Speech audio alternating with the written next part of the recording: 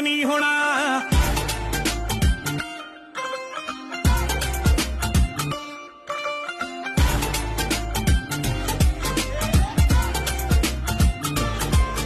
ਮਾਂ ਡਾਲਰਾਂ ਦੀ ਲਾਉਣੀ ਆਪਾਂ ਚੱਲ ਪੱਕੀ ਨੂੰ, ਪੁੱਤ ਤੇਰਾ ਤੇਰੇ ਨਾਲ ਵਾਦਾ ਕਰਦਾ। ਹਾਂ ਜਫਰ